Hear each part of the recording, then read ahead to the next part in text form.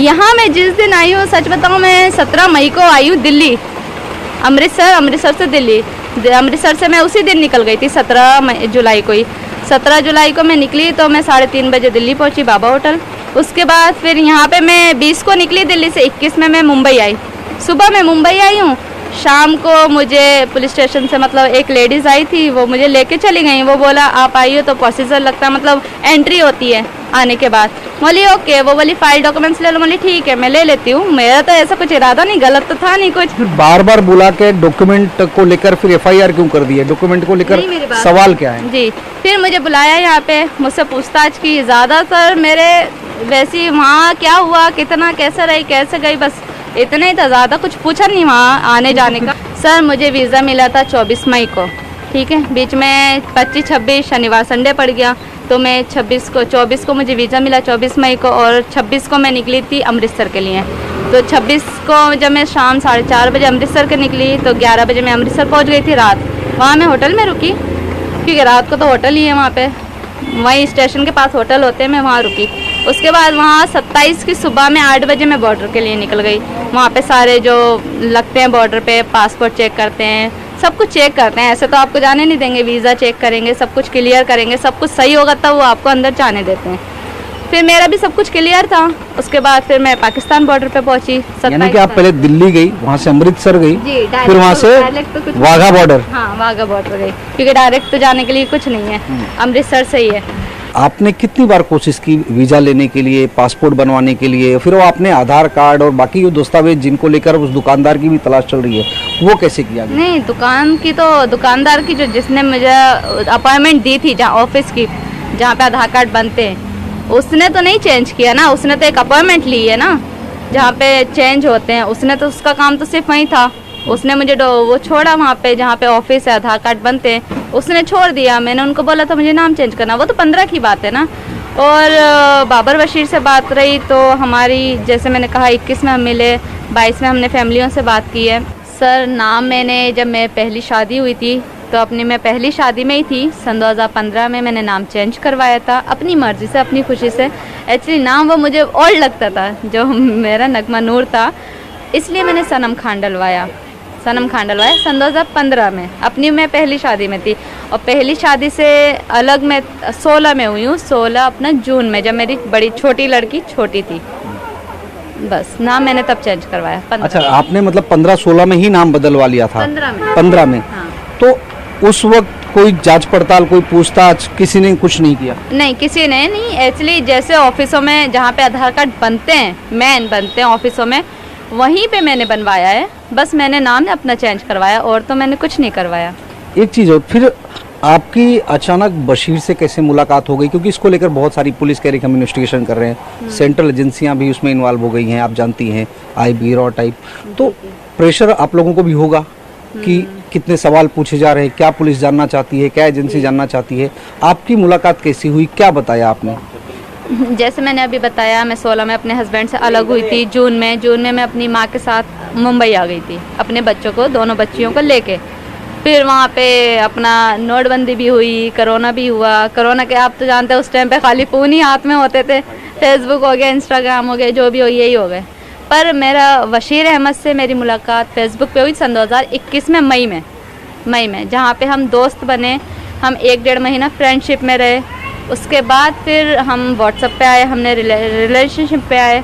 उसके बाद हम रिलेशनशिप में ही थे। हमने सन 2022 में अपनी बात की शादी की।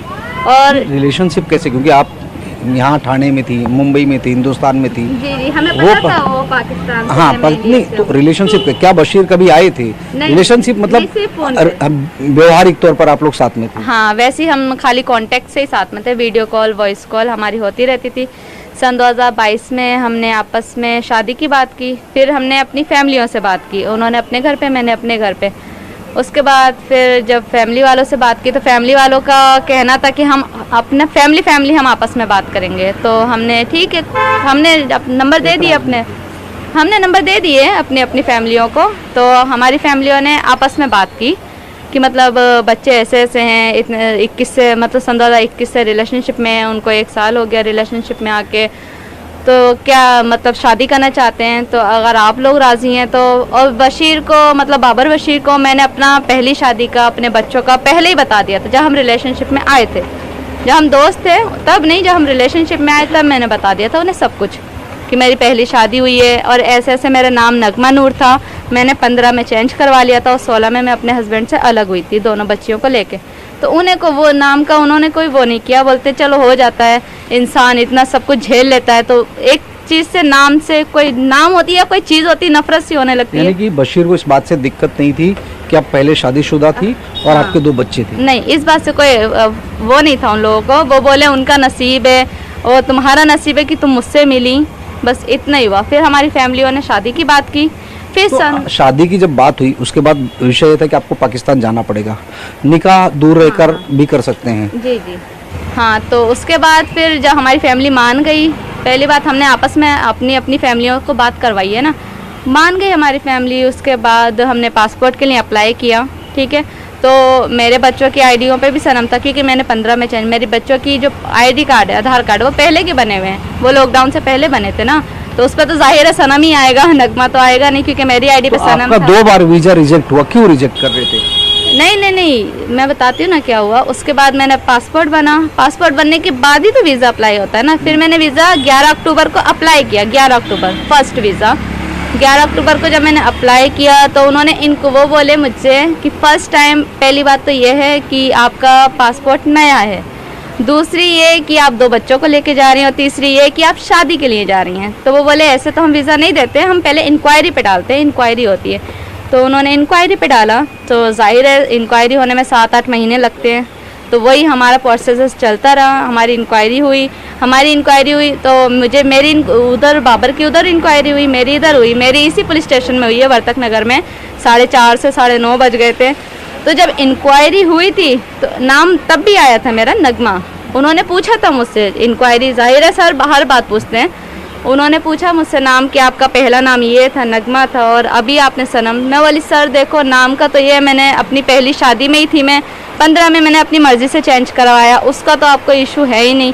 आधार कार्ड नंबर वही है, लड़की वही है, फिंगरप्रिंट वही है, तस्वीर भी वही है, जाली तो कुछ नहीं है ना। जाली आप तब कह सकते थे जैसे मैं अगर कुछ अलग तरीके से मैं करवाती। मौली मैं जहाँ रहती हूँ एड्रेस भी वही है, सब कुछ, खाली एक नाम मैंने वो किया है मौली। वो भी ऐसा कुछ इरादा नहीं था कि मैं इधर पाकिस्तान कभी जाऊंगी, कोई रिलेशनशिप बनेगा। मौली कहाँ 15, कहाँ 21। उसके बाद सारी इंक्वायरी हुई, तो इंक्वायरी वीज़ा भी देखो एक्चुअली सर आपको तभी मिलेगा जब आप सारे डॉक्यूमेंट्स क्लियर होंगे, आप खुद भी सही होगे। ऐसे तो नहीं दे सकते। अगर आप लोगों को लग ही रहा था कि नाम जाली है या मैं गलत इरादे से जा रही हूँ, तो आप लोग मुझे इंक्वायरी में, वो तो आपके हाथ में था ना, आपको पास करना है कि फाइल रोकनी है, क्या करना है, आप तभी भी एक्शन उठा सकते थे। तो फिर आपका निकाह कैसे हुआ? चूँकि जी मैं दिल्ली जब गई थी, फिर मैं दोबारा से गई थी, मैंने पूछा था सर कितना टाइम लगेगा इंक्वायरी का, क्योंकि एक एक्साइटमेंट होती है ना लड़की को, अपनी शादी की तो होती है। तो मैंने सर को पूछा था सर कितना टाइम लगेगा। तो मैं गई थी दिल्ली अपनी मम्मी के साथ, मेरे भाई भाभी भी रहते हैं वहाँ पे, तो मैं गई थी। तो वहाँ पे सजेशन देने वाले कितने रहते हैं वीज़ा ऑफिस के बाहर, कितने पाकिस्तान के रहते हैं, कितने इंडिया के रहते हैं, जाने वाले भी आने वाले भी। तो उन्होंने बोला देखो बच्चा ऐसा है, अगर शादी करनी है तो आप ऑनलाइन कर लो, ऑनलाइन कर लोगे तो ये है उन्हें यकीन हो जाएगा कि आप हाँ शादी के ही लिए जा रही हो, नहीं तो उन्हें डाउट रहेगा कि 2 बच्चों को लेके कहाँ जा रही है। मौली ओके। फिर मैं वो बोली जब शादी हो जाए तो उनको बोलना निकाह जो है वो रजिस्टर नादरा में करवाएं, रजिस्ट्री हो जाएगी, मतलब सबूत रहेगा कि हाँ आप सच में शादी के लिए जा रहे थे। तो मैंने शादी की, रजिस्टर, मैंने अपने हस्बैंड को बोला कि ये जाके रजिस्टर करवा दें, ठीक है। उन्होंने रजिस्टर करवाया, मतलब जो जो डॉक्यूमेंट्स मुझसे मांगे गए थे इधर के या पाकिस्तान के, मैंने सब कुछ दिया, सब दिए, इधर के भी दिए, उनके घर के लाइट बिल दिए, उनकी आइडिया कार्ड दी, उनके पापा का आईडी कार्ड दिया, उनका पासपोर्ट भी दिया, सब कुछ दिया। अपना निकाह जो निकाह रजिस्टर करवाया वो भी, निकाहनामा भी आपने दिया। लेकिन विषय है कि आप कब गई, जब आप जा रही थी पाकिस्तान, कब गई थी, कितने दिन वहाँ पर रही, और जब आप जाने वाली थी उस समय क्या किसी ने पूछताछ की थी, आपने किसी को बताया था? यहाँ पर डिपार्टमेंट के लोग चूंकि अब पूछताछ कर रहे हैं वापस आने पर, हाँ, तो वहाँ जाने के बाद आप लोगों को रिसीव करने के लिए आए थे बशीर और उनका परिवार वाघा बॉर्डर पे? जी वो अपने बॉर्डर पे आए थे, पाकिस्तान वाघा बॉर्डर पे। मेरे हस्बैंड आए, मेरे सास ससुर, मेरे जेठ आए, उनके मामू आए लेने, मतलब सब आए थे पिकअप करने के लिए। अच्छा, उसके बाद आप वहाँ गई तो चूंकि आपने कहा कि ऑनलाइन आपने निकाह किया था, उसकी रजिस्ट्री कराई थी, वहाँ जाने के बाद दोबारा कोई निकाह हुआ? नहीं, निकाह तो एक बार होता है ना सर, और रजिस्ट्री भी एक बार। ऑनलाइन था तो दोबारा कोई मौलवी बुलाकर ऐसा कुछ? सिर्फ एक छोटी सी पार्टी रखी थी जिसमें उनके मामा वगैरह फैमिली मेंबर्स ही थे, वो सब आए थे बस। यहाँ से पहले जब मैं गई थी उनके साथ तो मैं रावलपिंडी गई थी, जहाँ पे वो जॉब करते हैं, सेरिटन होटल है वहाँ पे जॉब करते हैं। तो अभी फ़िलहाल वहाँ पे काम नहीं है, तो 2 महीने से वो घर पे ही मेरे साथ ही उन्होंने टाइम स्पेंड किया था, क्योंकि जॉब बंद थी उस टाइम पे, काम बंद था उनका।